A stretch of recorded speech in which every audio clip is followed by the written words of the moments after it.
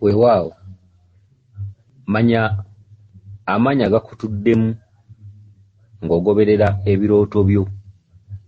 Akati omukyala ono yeddira ndiga.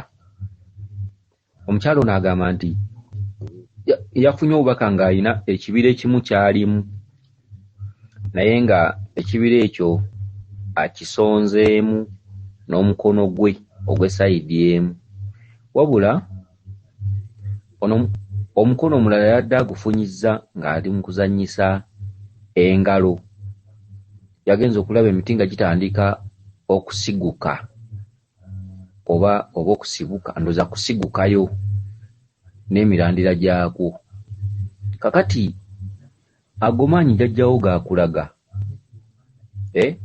amaanyi ag'obutalabika, amaanyi mw'otudde. Jjajjaawo yalina amaanyi, omuzimu gw'alina ng'amaanyi gagusobola n'okulagira omuti ne gusiguka. Kale nno ago amaanyi oba olina okugeegendereza era lwala abanga akugamba nti yanguyira amaanyi gano kuba si mangu, mazito. Eri abantu abalina amaanyi nga bw'aba gagayaaliridde abamu gabatta.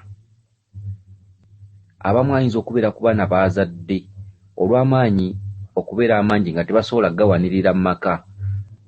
Abamu tebazze nga bafiirwa n'abaana oba mu famire naye nga lwa lubaale bagaanye okusamira. Buli lubaale lwasituka omuntu mulamba ayinza okugwa eri oba n'alwala n'afa. N'olwekyo okubeera mu kibira n'okisongamu omukono gwo oba ogwa ddyo ate n'olaba ng'omukono gw'eno ogufunyizza oli mu kuzannyisa engalo bw'oti, emiti ne gitandika okusigukayo n'emirandira gyakwo.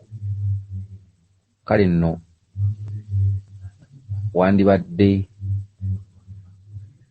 ofaayo nnyo okumanya obuzito obukutuddemu n'amaanyi agakutuddemu.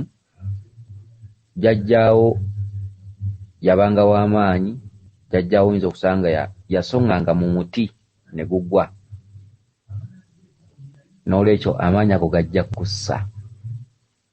Era obubaka buno tebuliimu nnyo nnyo binnyonnyolwa, era nawe wadde osobola okusikuka ng'obutegedde. Amaanyi mw'otudde bakulaga obuwanvu bwago, obugazi n'obunene bwago nti amaanyi mangi. Kale kansubire nti otegedde bulungi obubaka bwo buno. Weewaawo yenze Omulangira Jjuuko mu Nnabuddu.